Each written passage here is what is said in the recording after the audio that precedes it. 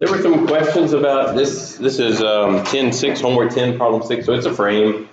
Frames will be on exam 2, which I guess we're not that far away. When is exam 2?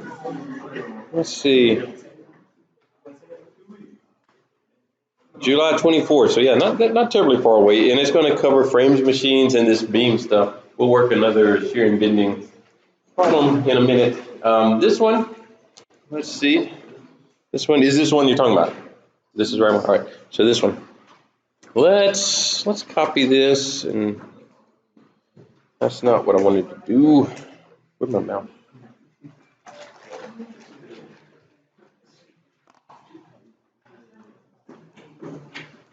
Copy.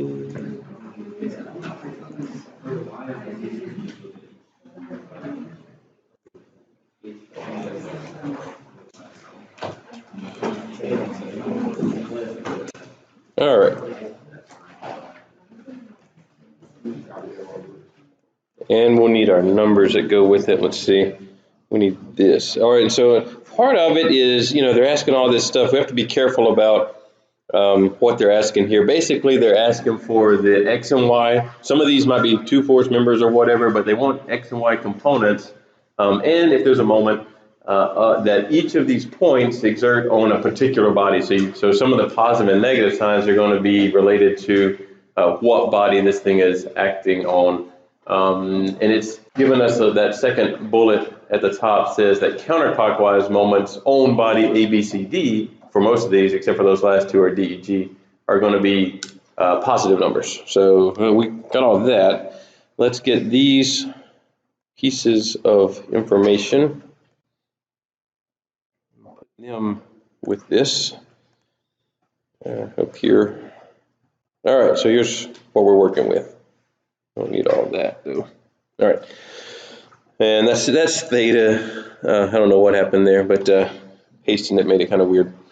All right, so most of what they want us to do is this diagonal piece, A, B, C, D, all the stuff acting on it, and then D, E, G has a little bit acting on it too that's not on A, B, C, D.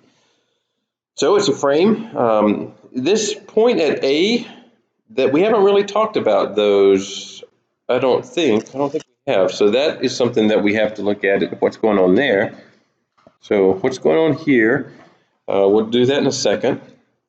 I'm assuming somewhere in the problem statement it says that the pulleys are all frictionless. If not, then we're assuming they're all frictionless, which means that rope that goes from A around B, around E, and comes off of D at some angle is all the same tension F, which we don't know. Do we not know F? Oh, it's down here. All right, so there's some information in this one problem statement also. So a little more information that we need is that. So the frictionless pulleys, it does say frictionless, 25 centimeter diameter for my problems anyway. And so that'll give us some of these, how far is the rope offset from the center of the pulley type information. There's the value for F.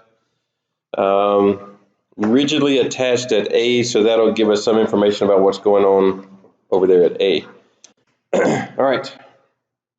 Usually it helps if we start out looking for two force members just to see if there are any. There is one member CG. That's a two force member. So it's not attached to any of our supports or anything, so it's not going to be something that we benefit from right off the bat, but maybe later on it'll help us by eliminating some unknowns. So the next step would be, since it is a frame and not a machine, probably we can find all the external reactions. So that means we have to, unattach it from this wall over here. And what that'll look like is we'll have that piece, and where's that? That's kind of right there. We don't have to be super careful with drawing this. We just want it to be more or less right. And I assume that one is line, we'll kind of make it work. And then there's another one right there. And then there's a rope, and it doesn't go straight down this time. The rope comes off at an angle. 955 newtons is the force I have. And then this rope comes around, and I think it actually is supposed to come off below point A, so we'll have to shorten that up a little bit. Something like that.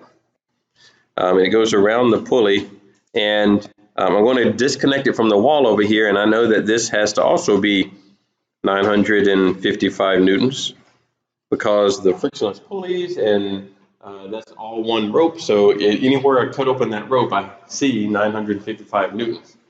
Now what's going on at A, that is what we got to deal with. So over here, this is A. So A is, we called it, in this problem statement, they called it a fixed support.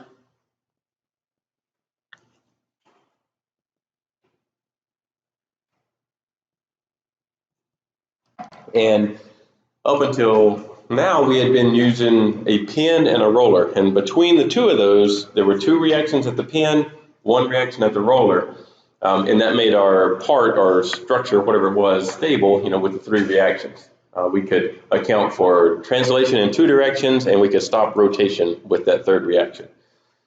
Here, well, we've got the cable, so, but ignoring the cable, we have all three of the similar reactions at A. So there's an AX and an AY.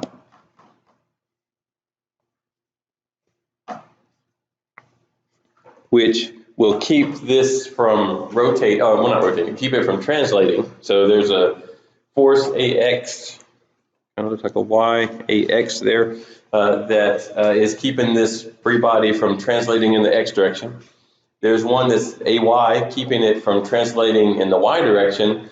And the rope sort of is helping to keep it from rotating, except that it could rotate clockwise because the rope can only apply force to the left, where I cut it open there, because it has to be in tension. The rope has to be in tension. So if for some reason this structure wanted to rotate counterclockwise, well, if it wanted to rotate clockwise, which the 955 is wanting it to do, then this rope doesn't prevent that. This rope only prevents it from rotating counterclockwise. Like if I was pushing up on the 955 newtons at what letter is that? D? That D? I think that's what that is. If I was pushing up there, then this structure would want to rotate counterclockwise, and that rope would stop that, but it won't stop any kind of clockwise motion. In fact, it wants it to rotate clockwise. So that rope is not really the third reaction I'm looking for to prevent this thing from rotating. Instead, this fixed support, you know, it's kind of like it's embedded in the wall here. Sometimes it might be shown welded to the wall or bolted to the wall. Instead of a pin, there's not a pin there. And what that does is it creates a concentrated moment. I'm drawing it clockwise just as a guess, but it might actually be counterclockwise.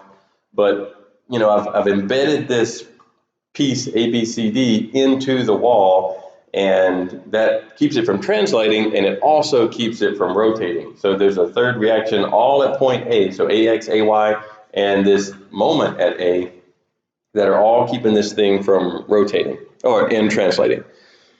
At that point, I've only got three unknowns, so I should be able to solve for all three of those. So let's do an easy one. Summation of forces in the Y direction equals 0.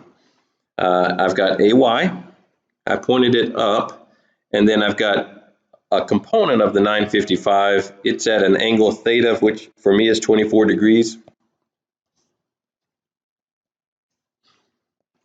So AY minus only the Y component of this guy should add to 0, and I can find a value for AY. Let's see what that is. 955 times cosine of 24. 872.4. And these are all newtons. Okay, AX is not much more difficult. So I drew AX going to the right. I have 955 going to the left. And then I have a component of the other end of 955 going to the right. So plus 955, but only the X component of it. So that'll tell me that AX is some number. 955 times the sine of 24 minus a whole 955. And then move that to the other side of the equal sign, I get 566.6. That comes out positive. Then the only thing I have left is to figure out what is the moment at A. So I would do probably moments about A would be the simplest thing because that eliminates AX and AY. And this is where it might get a little bit tricky.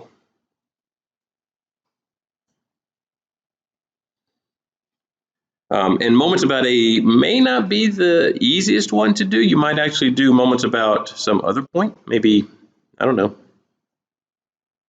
Well, A is probably our best point. But we have to be slightly tricky to make this work. So the moment at A, I drew it clockwise. I said clockwise was positive. So that just goes in as a positive moment about A. AX and AY do not create moments about A, so I'll leave them out. I've got this 955 going around clockwise, so that's plus 955 newtons. I got to figure out some moment arm for it, so let's look at this. I'm basically trying to figure out that distance, which does not seem to be given, except that in the description it says that these pulleys have a 25 centimeter diameter, and I want to take that little horizontal blue line to mean that it's going through the center of B. It's not actually drawn like a center line would be, but I'm going to assume that's what it meant. And so I'm going to say that this moment arm for that distance from the blue line to the rope is half of 25 centimeters. So I'm going to, and I think that's a reasonable thing to say, that this distance is 12.5 centimeters. So, and that goes around clockwise. Now I'm setting up my units to be Newton centimeters right now, so we do have to be aware of that.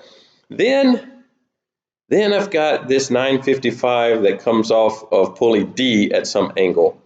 Let's look at the picture here. The problem, you know, I don't have a problem breaking the force F, shown on this diagram as F, into X and Y components. That's not a big deal. The problem is, where do I put the X and Y components? So, you know, maybe I come down here and put Fx and Fy, but what is this distance? You know, where does this rope come off of the pulley at? And that's kind of hard to determine. We could figure it out, but there's a little bit simpler way that doesn't involve us trying to figure out where the rope comes off of pulley D. And that is that we're going to draw our free body diagram here a little bit differently. Instead of I'm okay with leaving it exactly like this for summation of forces in X and Y, because what I'm going to change wouldn't change those. Actually, it would change X a little bit, but it would be okay. So it would come out the same. The answer would be the same. The equation itself would look different. What I'm going to do is, instead of having the pulley, I want to erase the pulley. I want to put the 955 right here. And I'm going to put the 24 degrees right here like it was. I did, when I moved that pulley though, I did open up this guy, right? Whoops, that's going to be a force. 955 newtons, which that's what would have changed in summation of forces in the X direction, is I would also see that 955, but I would also see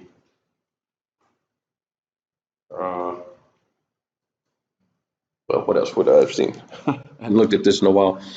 I would have the X and Y components of this 955 and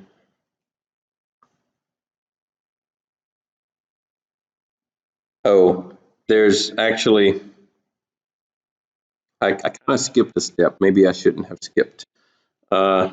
Let's erase this, let's do it a little more methodical. All right, you can leave yours at, I'll just catch up. All right, so first, and we had this guy coming off here. We're about to erase it, so I'm not too worried about it. First, let's cut this cable, and we could show that cable like this, right? There's 955, and there's 955, right? Get off of there. So we could do that, and that doesn't change anything. Basically, there's 955 going to the right and 955 going to the left, and so they negate one another. In any other equation, they would negate each other.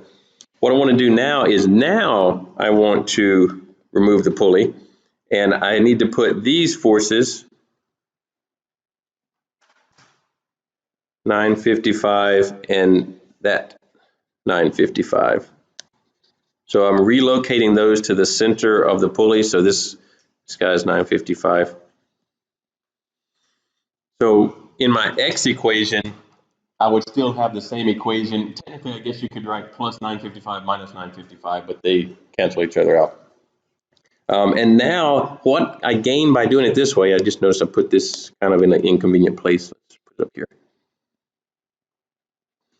Is that I know exactly where to do summation of moments for this 955 at an angle because it's at point D, which I also erased. There's point D. And I can measure from that. I have ways to measure to that point. So instead of having to figure out where that rope comes off of the pulley, because it's wrapped around it at some angle. That's probably the first one we've had where the rope doesn't just come straight down, or straight horizontally. It's at some angle, and you don't really know, what's the easiest way to figure out where that thing comes off the pulley at. So now I know that I don't care where it comes off the pulley at. I put the 955 newtons at point D. I just had to remember to put the 955 newtons on the top of D where that pulley was also, because I cut the rope between E and D. I cut it apart, and so I get a few new forces which I have to deal with, but I can at least work on this now. So now I can go back. I have 955 going clockwise. This is the one that's kind of off the top of the screen right now. 955 newtons times, it has a moment arm of, we're looking at this distance right here. So D plus half of a pulley. So D is 94 centimeters according to my little table there. So this moment arm is 94 centimeters plus the radius of one pulley. Okay. And then I have the 955 pointing to the left at D. So that's minus 955 newtons. That moment arm is D, the 94 centimeters. And then I'm going to use the 955 at a 24-degree angle. I'm going to have X and Y components for that. So I have the X component is, I'll drop down here. So this is plus 955 newtons. The X component of that is times sine 24 degrees. That has a moment arm of D, 94 centimeters. So it's basically, I could have combined these two I just wrote together because they're the same point in the X direction. One of them's going to the left, one of them's going to the right. So I kind of could have combined them together, but to me this is clearer and simpler. And then I have the Y component, which we'll see what this moment arm is in a minute, but it's going clockwise. 955 newtons, only the Y component, which would be the cosine of 24 degrees. And it has a moment arm, if we go to our original picture, of basically we're trying to get from here all the way over to here, which is A plus B plus C plus half of a pulley. So A plus B plus C, 41, 25, and 36. 41, oops, 25, and I think it said 36. Yes. Plus half of a pulley, so 12.5. All of those are centimeters. And those should add to 0. There's only one unknown in the whole equation, which is the moment at A. And assuming we wanted to write all this out, then we could figure out the moment at A. And I don't remember if this problem even asks you the support at A. So it does ask you, or let you check if you're getting it right or not. So that's a good thing. I assume that's probably the hang up on this one. After you get that, the rest of it is free body diagrams, X and Y and moments for A, B, C, D, and for D, E, G, with remembering that GC or CG is a two-force member. So at G, you only have to write a vertical force in the, force in CG or whatever. And same thing at C, you only have to do that. You don't have to do CX and CY. And you don't have to do GX and GY. But I assume that the real hang up on this one is figuring out the moment at A and knowing what to do with that force that comes off at an angle.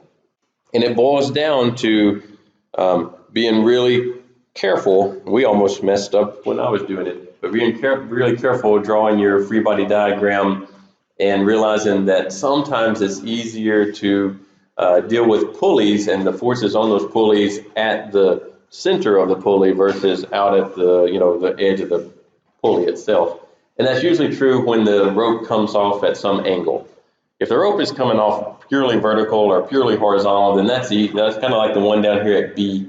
This is B down there. That one's coming off straight horizontal. You don't really have to worry about any of this X and Y components or where it comes off at. A lot of people, the mistake they make on this one is that they do FX and FY and they put them right here, and that's not actually right. It's close to right, and you'd get answers that are similar to what you need to get, but that's not where the pulley, where the rope exits the pulley. It is actually exiting at some other point, which you could go calculate, but it's it's somewhere in this range. Basically, I guess you could come in here, and figure out what that distance is and do it that way, maybe. I think the problem was originally intended to remove the pulley and draw a free body diagram, and not forgetting that 955 going to the left is probably the key to it. Because that one's easy to forget. I forgot it when I just did it a second ago. It's a way to check that, is I was looking at the summation of forces in X, and I was going, without that 955 going to the left at D, you don't get the same X equation, but you should get the same X. Just rearranging the free body diagram should not give you a different value for your reactions. Yep. Oh, yeah.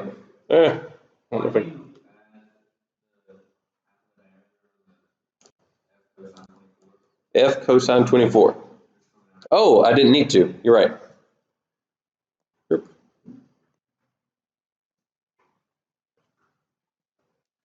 Yeah, I didn't need to do that.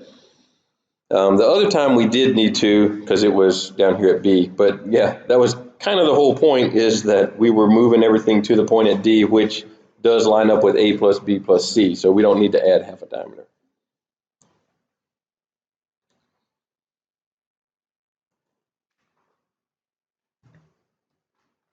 All right, that'll get you further down the road on that one, hopefully, unless you've already figured it out. But I guess these are due soon, tonight. Once you get to that point, this is the hardest one in the set. And once you get to that point, the rest of it should be pretty straightforward. I think. And remember that you can always, even though like we didn't remove the pulley at B, you can do that now. If when you draw A, B, C, D, you don't have to keep the pulley at B. You can put those forces right at B. You can do all that kind of rearranging every time you draw a new free body diagram, but they should all agree with one another is the main thing. But sometimes you might want the pulley on there, sometimes you might not want the pulley on there. In fact, I would probably not put the pulley on when I draw A, B, C, D, and I would just put the forces here and here. And those are easier to deal with because they're just horizontal and vertical. Yep.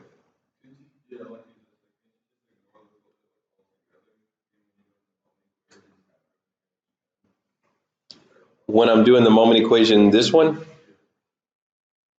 well, I can't ignore, wait, which pulley are we talking about?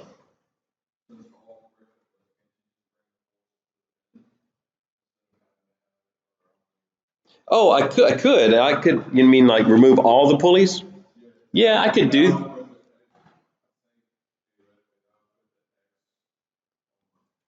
Yeah, the X, A and B are actually supposed to be horizontal with one another. I didn't draw them quite that way, but these are supposed to be horizontal. So I'd still have to do the Y though. And then I'd also have E, X, and EY to put in there. So, but you could totally do it that way. It would put a few more terms, 3 more terms into that equation. But that would be fine. It wouldn't matter. It would still come out the same. Now, as far as web work goes, it does throw more terms in there that might introduce some rounding. I don't know if web work will like it, but it'll be close to the same number. Okay. Let's look at, I think today what we'll do is we'll draw a shear and bending diagram. We'll kind of do all the stuff you can do except for moments of inertia. We haven't really talked about that yet. But all the flexural stress and all that kind of stuff that we can do for a beam. So we'll have this beam.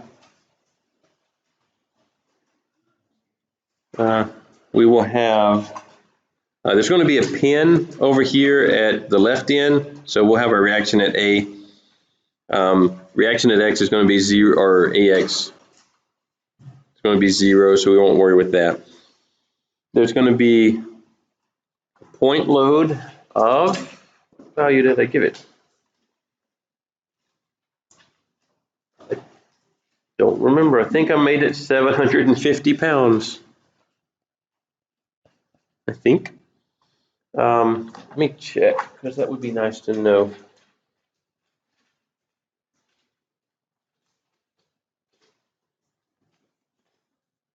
Yeah, that's what it is. All right. And then we have a distributed load that goes kind of here.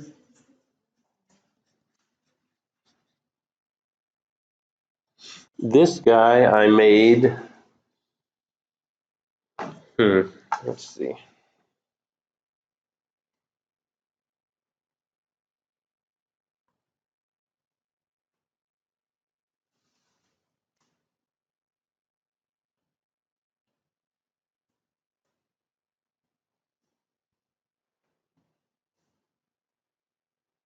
£300 per foot.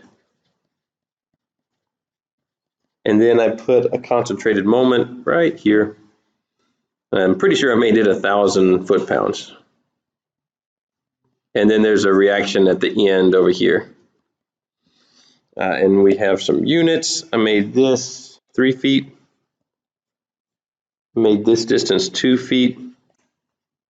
I made this distance 5 feet, 1 foot, and 1 foot.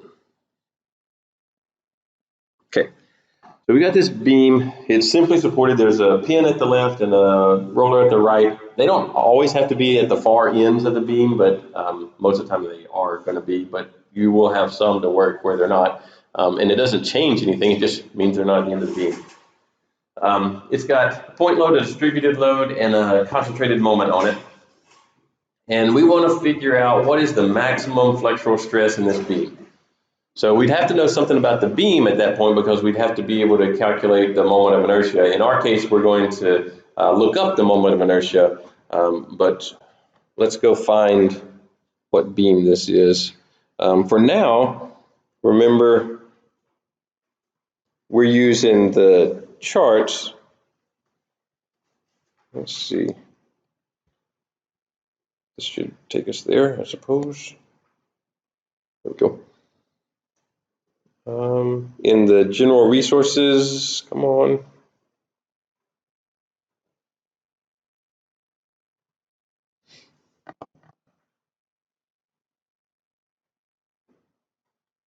There it goes. All right, no.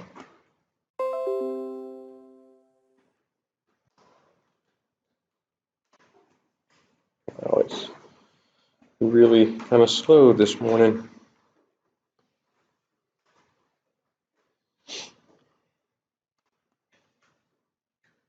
All right, and down here there are reference materials, and they have a set of charts. We used W on the last one of these that we looked at, and that's the wide flanged I-beam. Let's use WT. That would be a wide flanged T-beam. So it's got one little piece of information that's different from the others, so we'll look at that. So a wide flanged T-beam looks like a capital letter T. This one does have a different piece, Y sub C. That wasn't given on the I-beam. That's the location of the centroid. They didn't give it on an I-beam because it's just in the center, right, because it's symmetric. But a T-beam does have more mass up at the top where that flange is. And then there's the stem, and there's no flange on the bottom. That's a little bit of difference. In the T-beam, that the vertical piece is called a stem. In the I-beam, is called a web. So it's just a nomenclature difference. So Y sub C is in here, and we do have it listed so we know how far the centroid is. So basically the x-axis is the neutral axis for this beam. So that'll be useful. Right now though, we're looking for we're looking for a beam name. Let's see. Let's make this a T6 by 60. So we're over here at that line. All right, and we want, remember you have axis XX and axis YY. Unless you're specifically told that the beam is loaded, on the side of the beam perpendicular to the YY axis, then we're going to assume that it's loaded perpendicular to the XX axis like this, which normally is. And so we'll use the XX numbers. So moment of inertia is this column, and we're going to go down and look at this number, 43.4. Those units should be inches to the fourth if we're in the US system. So 43.4 is the number we want there. So for our, this was a W6 by 60. So remember, or WT. So wide flange T-beam. 6 is nominally 6 inches deep. Maybe we'll draw a little kind of picture here. And it's 60 pounds per foot. If we chop off 1 foot of this beam, that little piece weighs 60 pounds. All right, and it said that in our chart, I was, and I already forgot it, 43.4, yes. And we, this time, also need Y sub C, and might as well get the depth. All right, so Y sub C is, let's see what column that is, the very column there, 1.28 inches. So Y sub C is 1.28. These are inches to the fourth. These are inches. Depth of, it's going to be close to 6 inches, but it's actually 6.56 depth of T. So that'll tell us that, this distance is 6.56 inches. And the neutral axis, if we were to draw it in here, it is 1.28 inches from the top. Okay, if we need that, which we'll need later on. So if it's a named beam, WT 6 by 60 or whatever, then you go to the charts and you get this information. If it's some made up beam where you're given a cross section, then you have to go and figure out what the moment of inertia is. We haven't gotten to that yet. We'll do that later, soon, but not today. For now, we'll just look up these numbers. Okay, we need now, and we could have waited till later to get this information because we don't need it to do the shear and bending diagram. We need it to do the flexural stress. So what we can do now, though, is figure out what's the reaction at A and the reaction at B. So we'll just do summation of moments. Might as well do about A. We have 750 pounds times 3 feet. This 300 pounds per foot, we need to lump that into a total 1,500 pound concentrated force, and we're going to set it over 2.5 feet from that point, from where it began. So that gives us 1,500 pounds, and that is 7.5 feet from the left end, from point A. I'm assuming A is, right here. This is B. We have a concentrated moment, 1,000 foot-pounds, and so that's just plus. I'm going to drop down here and write that, 1,000 foot-pounds. And then minus the reaction at B times this whole beam is 12 feet long. So if we solve that calculation, we should solve for RB.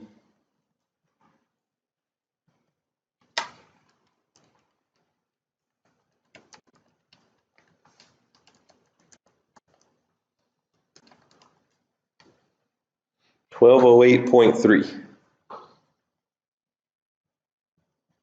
pounds. And then we could do forces in the y direction, I suppose, and have RA minus 750 minus 1,500. The moment does not create a force in the y direction, so we don't put that in there, plus RB, which we put this number in for, adds to 0. That's not a RB1. There we go. And then we find a value for RA, which should come out to be 1,000 something, 41.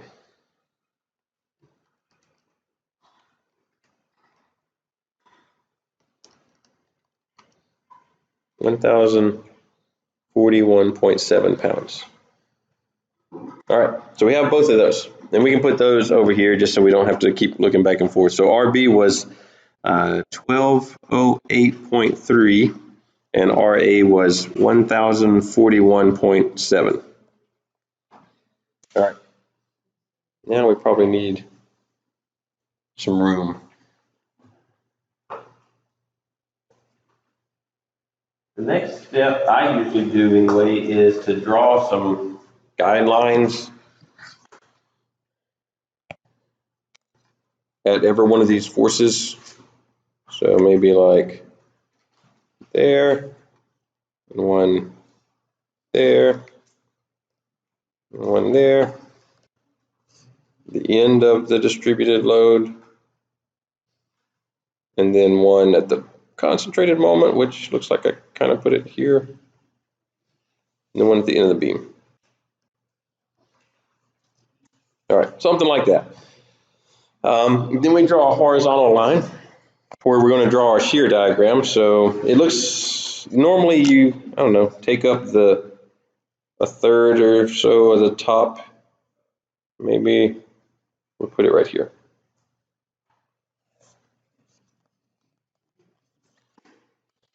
And that'll be where shear is 0. That'll be 0. We're going to measure in pounds. And it looks like we're going to go up 1,000, go down 750, go down 1,500. So we're going to be maxing out at positive 1,000 and negative 1,200. So let's just make these 500 each.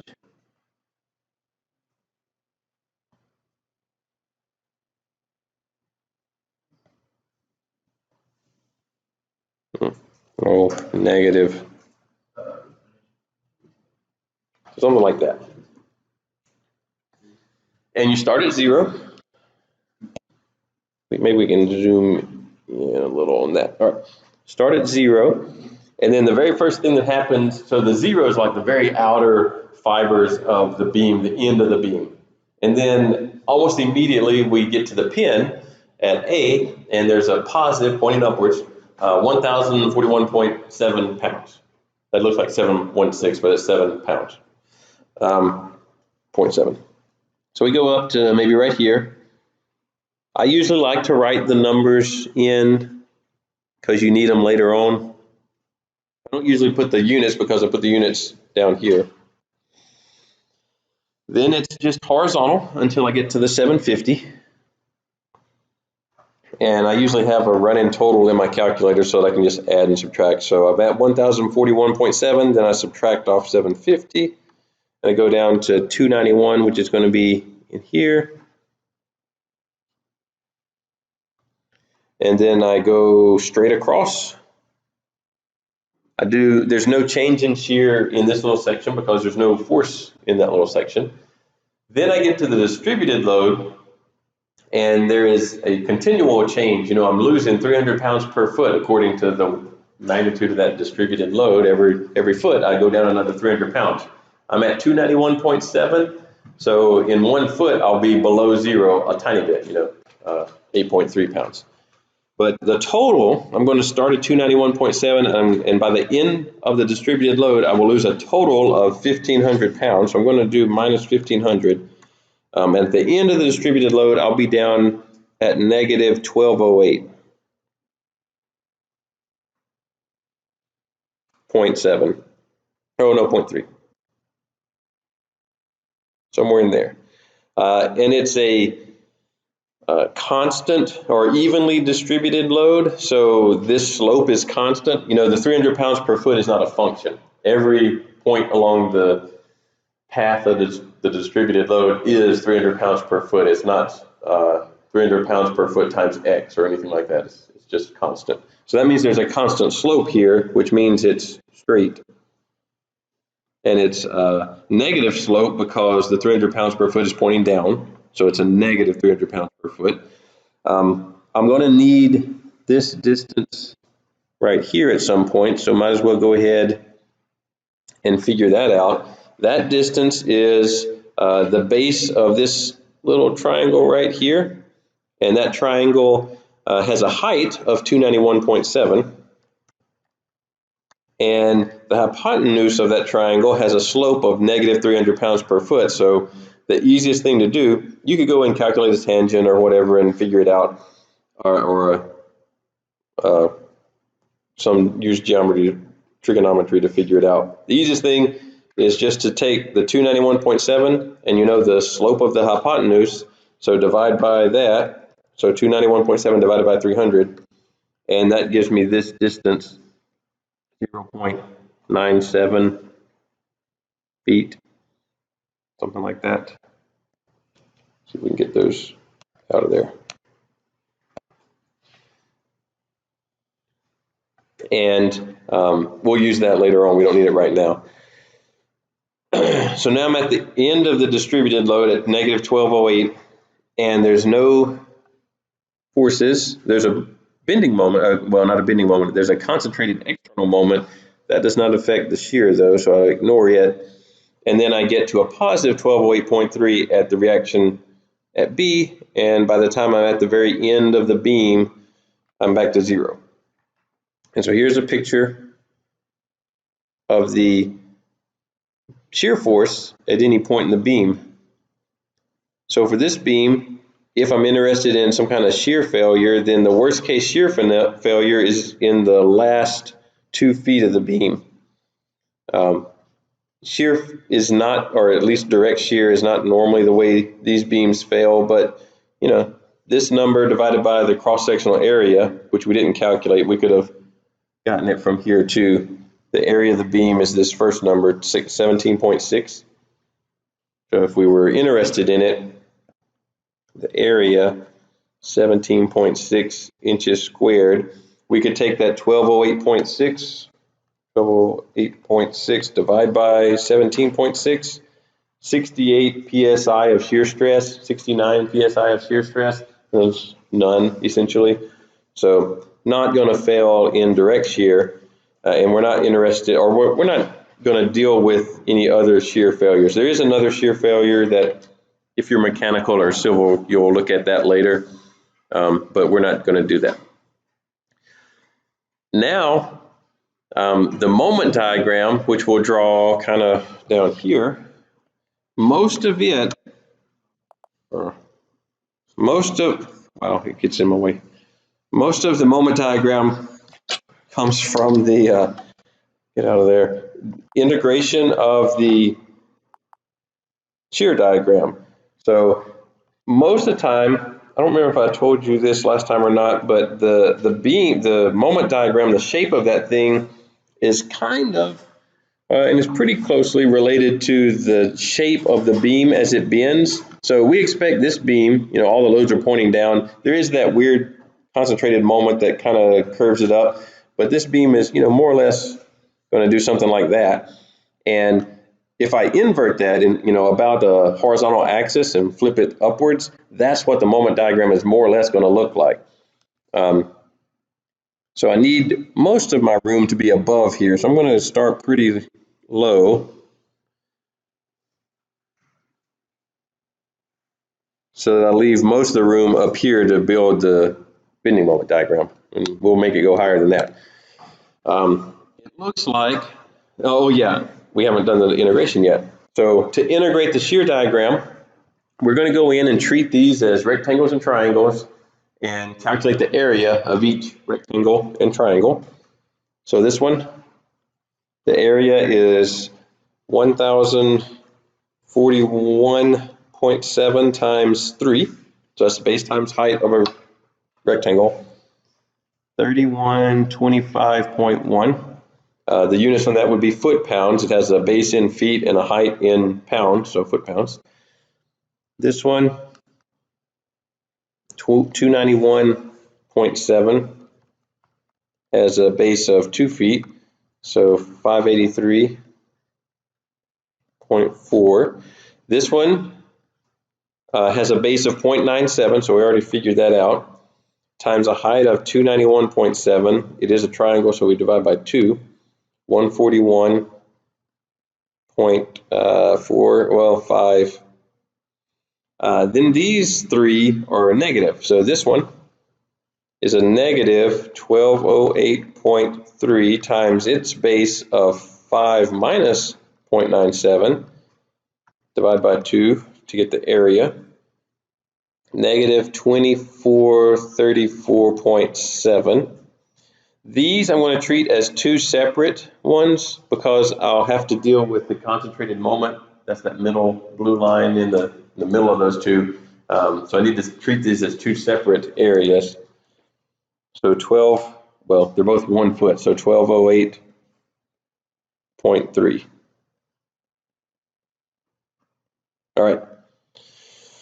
So it looks like for my bending moment, I'm going to go up 3,000, then go up another 600, so 3,600, then go up another 150. So I'll end up at 3,800 or so. So I don't want these to overlap. So I kind of want this maximum peak up here to be about 4,000.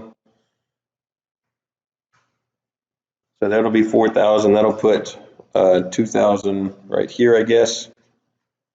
1,000 kind of there. 3,000 kind of there. And if we need some in-between ones, we'll figure them out. I don't have to be super accurate on that, but the more accurate you are, the more likely it's going to make sense when you draw it. So you start at 0, and then we're going to go up 3,125. So 0 plus 3125.1 obviously gets us to 3125.1. That shear in that block from 0 to 3 feet is not changing. So it's a constant 1,042 pounds of shear. So this is a constant slope, which means it's a straight line. Like that. The next one we add on, so plus 583.4 gets us to 37. So now we're, I don't know, here maybe? 3708.2. Again, it's constant. It's a different slope because it's a less amount of shear. 300 pounds of shear versus 1,000 pounds of shear. So it's a lighter slope, more shallow. I do have this guy to deal with. So I add on another 141, so plus 141.5. So I max out at 3849. So I almost get up to 4,000. 3849.7. This one is curved. It's going to be hard to see that it's curved, that being that small, but it is curved. And that's probably the peak, but I do want to finish this out because I want to check to make sure that I end up more or less at 0 at the end. If I don't end up close to 0, then I need to go back and check all my integrations and all that kind of stuff because I probably made a mistake. Well, I did make a mistake somewhere if I don't end up close to 0. You do round a lot in between. All those areas are rounded, so you won't end up exactly at 0, so don't be worried, but you should be close. All right, so the next area is this negative, so minus 2434.7.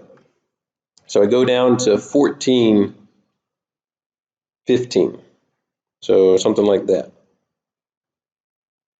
And that one is not a constant shear. It's getting larger and larger shear, so that means it gets steeper and steeper slope. It starts at 0, which is horizontal, so start out horizontal. But then it gets to be steeper and steeper, so it's going to curve like that, something like that. And then I subtract off another 1208, so minus 1208.3. So I'm at 206, so down in here somewhere. That number is 206.7. That one is constant. And again, this little point should have continuity between those two slopes, but it doesn't always. Particularly when you throw in a positive, so it's clockwise, and that clockwise positive is not from like this kind of thing. That's not what we're talking about. These external concentrated moments on beams clockwise are going to be positive for our scheme of how we put all of our beams and bending information together. So if you treat external concentrated moments like this one as negative when they're clockwise, then your beams won't, your bending moments won't work out, your equations won't make sense. So it's kind of, we just have to agree in this case that external concentrated moments on beams in bending are going to be positive when they're clockwise. So I need to add 1,000. So I'm at 1206 plus 1,000 gives me to 1206. So back up to here somewhere, 1206.7. That last area is negative 1208. So we got close, but we're off by 1.6. I'm okay with being off by 1.6. So more or less at 0. And then you have a picture of the bending moment at any point in the beam.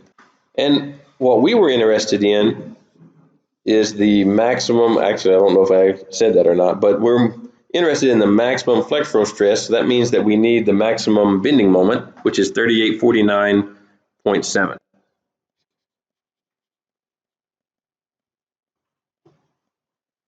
And those units were over here, foot-pounds.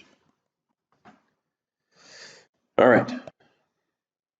So given that, M max 3849.7 foot-pounds, and then we already had this information, I, moment of inertia, 43.4 inches to the fourth. And then we had some information about D and Y sub C. We did A, we don't need that one for this. So if we want to know the maximum flexural stress, we're going to put that into sigma equals negative M times Y over I. So we found M, we found the worst case bending moment. I does not change unless the beam changes shape. So, but what do we put in for a Y? So if we want the maximum one, then this Y, sometimes this particular Y is called C, and all that is C is the maximum value of y1 and y2 if this distance is y1 and this distance is y2. So we didn't have to worry about it before in the I-beam because y1 and y2 were the same thing, but they were, one was negative, one was positive. So it did change from tensile to compressive stress, but in this case they're actually different numbers, right? y1 is 1.28 and y2 is 6.56 minus 1.28, 5.28. So this distance, 5.28 inches. So this is where one of these problems can be kind of tricky because I could ask the maximum flexural stress, I could ask the maximum tensile flexural stress, or I could ask the maximum compressive flexural stress. So you have to be careful what you're actually asked to solve for. So if you were asked to solve for the maximum compressive flexural stress, then you would have to go find the maximum bending moment. Then you would have to find, in this case, where is the compressive stress. So in that shape, the compressive stress is on the top of the beam. So I'd be forced to use the value for y1, 1.28 inches. If I just ask for the maximum flexural stress, then you want to put the larger of y1 and y2, so that's C value. If you're asked for the maximum tensile flexural stress, then you have to do the 5.28 because it's going to be the tensions on the bottom of this beam. So let's just say that we wanted the maximum flexural stress, so we use the 5.28. Oops. So negative, our bending moment was 3849.7 foot-pounds.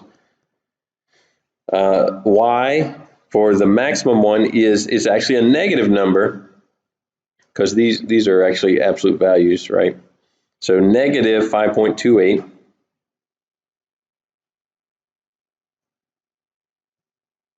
And I've got unit conflicts here, so I need to convert maybe the feet to inches. So 12 inches in 1 foot, and that gets my units back straight.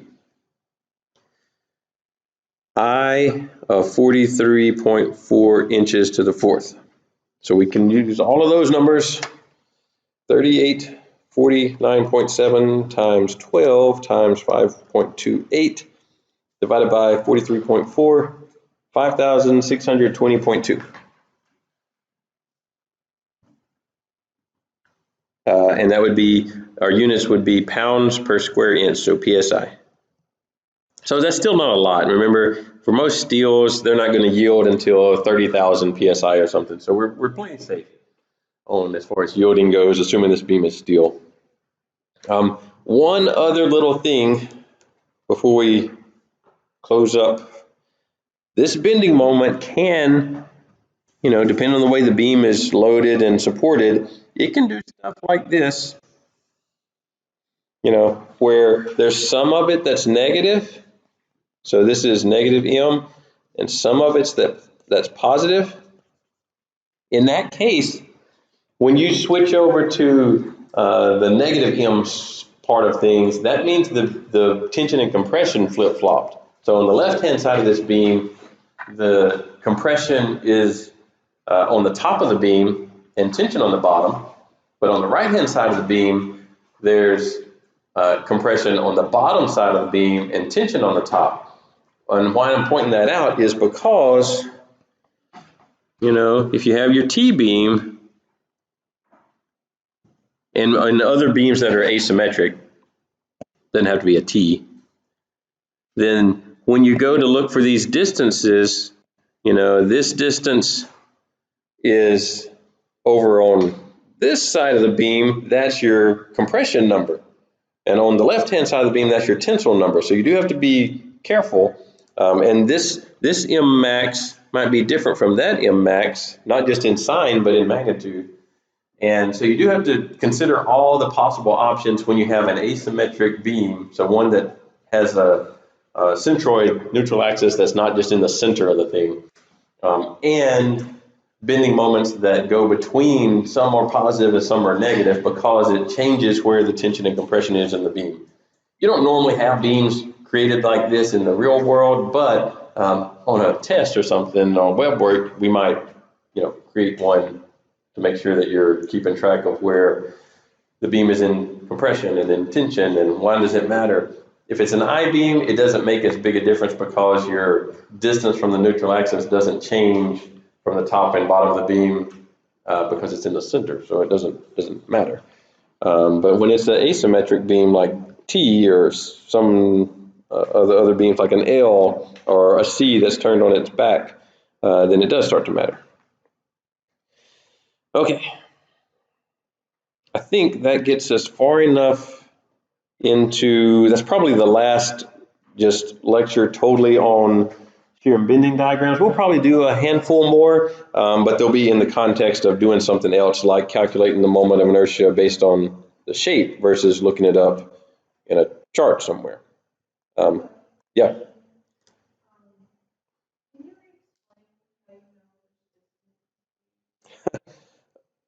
So basically, we actually did tensile. In this one, when you have a positive bending moment, then tension's on the bottom of the beam. And we did the bottom of the beam right there. So how to know which one to look for is given in the problem. So the problem is either going to say find maximum flexural stress. And this one means use largest Y value possible. Whether in absolute value, so it doesn't matter if it's positive or negative. Or it might say find max tensile. So now once you get something that tells you it's in tension or compression, tensile, and it's still a flexural stress, so let's put flexural in there. And this word flexural sometimes is going to be replaced with bending. They're kind of interchangeable. In this case, now it depends on how the beam is bending. So positive, if this is the bending moment, positive bending moment makes the beam bend. There's tension is on the bottom of the beam and compression on the top. And the negative bending moment, so we didn't have any negative bending moments in ours, right? It's remained above zero the whole time. It got close, got close right there, but it remained above zero the whole time. But it is possible that, some of it's negative, or it's possible the whole thing is negative depending on the way you load the beam. But in general, we're going to be dealing with the positive moments where the tension's on the bottom and not when tension's on the top, although it's possible to have a negative bending moment and tension on the top of the beam, particularly if the beam is loaded like this. Here's one of those fixed supports that we looked at earlier. This beam, tension's on the top of the whole beam, so this entire beam has a negative bending moment. So it is possible that tension on the top, but when it specifies max tensile, then you're not looking for the largest number anymore. You're looking for your measure from the neutral axis to where the tension's at. It's either on the top or the bottom of the beam. And you just get that measurement. And then the opposite of that, maximum compressive flexural stress, you measure from the neutral axis to either the top or bottom, wherever the compression's at. Most of the time, we're going to have bending moments that are positive, which puts compression on top of the beam and tension on the bottom of the beam. So those are the three cases. One is just general, maximum flexural stress. You just use the largest possible value for Y. And then the other two, maximum tensile or maximum compressive, which force you to measure to the top or bottom of the beam where the tension or compression is, depending on where it's at. I think if you work through some of those, it'll start clicking, and really try to visualize what this beam is going to bend, you know, what's it going to look like. So when I do these beam problems, I kind of think of the beams as made out of foam or rubber or something like that that's pretty flexible. You know, in the real world, this beam is not bending much at all. We'll actually calculate probably next week how much it's bending, maybe even later this week. You know, it's, you know, in the very middle of this beam, it's bending a quarter of an inch, or, you know, I don't know how much, but actually in this beam, it's probably not bending much at all because we didn't load it very heavily, and it's a pretty big beam. I envision them as being pretty flexible, and, you know, well, I know it's going to, you know, make this kind of shape, so that's going to put tension on the top or bottom. And your moment diagram, if you can mentally flip them over upside down, then that kind of is the shape of the beam when it's bent, greatly exaggerated by many thousand times, but it looks more or less like that. Minus the little zigzag. It doesn't do the zigzag shape. It does kind of an S shape. Yeah. I got one question. How come you don't include the concentration moment in the sum of the Y's? The concentrated moments don't create reactions, or they're not X and Y forces. They obviously make the beam want to move in the X or Y direction, but they don't create an X or Y force. One way you could think about that, to make better sense as why to throw it out in that, is that a lot of times, if this is where the concentrated moment is, how it was created, how that concentrated moment was created, was through a force couple. So it's kind of created something like this, where there's a positive and negative force that would cancel each other, they would subtract each other out, but it's wanting to twist the beam, but the forces themselves that created that bending moment would cancel themselves out if you added the forces together. And it would, you know, whatever orientation they're in, that's called a force couple, where there's two forces that are creating a bending moment. And we show them, instead of those two forces, we show them as like this concentrated moment. So we kind of show the effect of the forces.